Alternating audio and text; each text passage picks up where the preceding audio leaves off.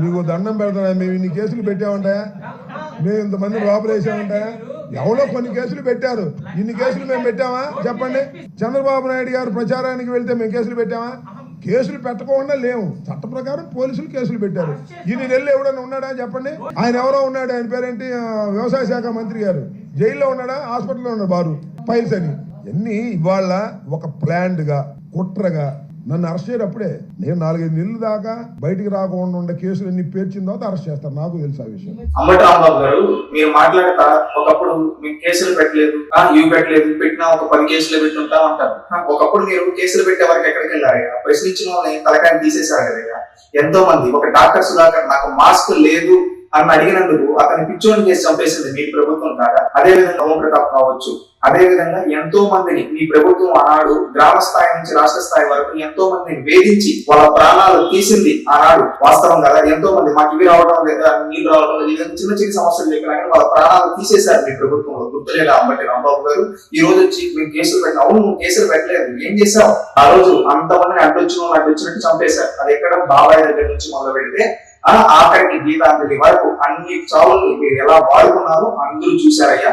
మళ్ళీ ఇంకొకటి మీరు మాట్లాడుతూ ఇంకొకటి అంటూ ఉన్నారు ఒకప్పుడు మేము పెట్టిన 10-15 కేసులు పెట్టుంటాము అన్నట్టు 10-15 కేసులు ఏమని పెట్టారయ్యా? ఆ రోజు కక్ష సాధింపు ప్రకారంగా అచ్చెన్నాయుడు గారిని, కొల్లు రవీంద్ర గారిని, బీసీ జనార్దన్ రెడ్డి గారిని, జేసీ అస్మిత్ రెడ్డి గారిని, ఆ విధంగా దుల్లిపాల నరేంద్ర గారిని ఈ విధంగా చెప్పుకుంటూ పోతే ఒకరు కాదు ఇద్దరు కాదు కొన్ని వేల మంది పైన అక్రమంగా కేసులు పెట్టి వేధించింది ఆనాడు మీ ప్రభుత్వం గారు. కనీసం ఆధారాలు లేకుండానే చంద్రబాబు నాయుడు గారిని 53 రోజులు జైల్లో పెట్టింది వాస్తవం కాదా అంబటి రాంబాబు గారు? ఈ విధంగా మీరు పెట్టేసి ఈ రోజు మేము ఎన్ని కేసులు పెట్టామన్నట్టు నటిస్తా ఉన్నాను. ఒకప్పుడు ఈ రోజు పెట్టే ప్రతి కేసు విత్ లీగల్ చట్ట ప్రకారంగా పెడుతున్నారు. ఏం చేస్తున్నారు? విచారణ చేస్తున్నారు. ఒక స్పెషల్ ఇన్వెస్టిగేషన్ టీం వేసి దాని ద్వారా విచారణ జరిపి ఆ విచారణలో దిగ్గు తెలిపితే వీటన్నిటిని పట్టుకొని విచారణ గురించి ఆ తర్వాత చట్ట ప్రకారంగా వెళ్తూ ఉన్నారు. ఈ రోజు మీ వాళ్ళు చిన్నటోళ్ళ బాగా అక్రమ సంపాదనతో సుప్రీంకోర్టు వరకు వెళ్తే సుప్రీంకోర్టు ఏమని చెప్పింది తెలుసా? ఇక్కడ అన్ని ఆధారాలు ఉన్నాయి, అన్ని ఆధారాలు ఉంటే మేము బెయిల్ ఇస్తే చట్టం యొక్క చేతులు కట్టేసిన వాళ్ళ మొత్తం అందుకని మేము బెయిల్ ఇవ్వడం లేదని లిక్కర్ కేసులో క్లారిటీగా చెప్పారు. మీరు లిక్కర్ కేసులో సంపాదించిన దాన్ని దాదాపుగా 200 నుంచి 300 కోట్ల వరకు లాస్ట్ ఎలక్షన్ 24 ఎలక్షన్ లో ఖర్చు పెట్టారని నిగ్గు తేలింది. ఇవన్నీ బయటపడితే ఈ రోజు ఏమీ తెలియని అమాయకుల్లాగా అయ్యో అన్నట్టు మీరు మాట్లాడుతున్నారు అంబటి రాంబాబు గారు. మీరు చేసిన తప్పులు కూడా ఉన్నాయి. అందరికీ చట్ట ప్రకారంగా శిక్షలు పడతాయి. ఎందుకంటే మీకేమంటే చట్టం మీ దృష్టిలో ఏంటంటే ఎవరైతే నిందితులు ఉన్నారో వాళ్ళని వదిలేయాలి. ఎందుకంటే మీరు కూడా ఆ నిందితులు బ్యాచ్ కదా.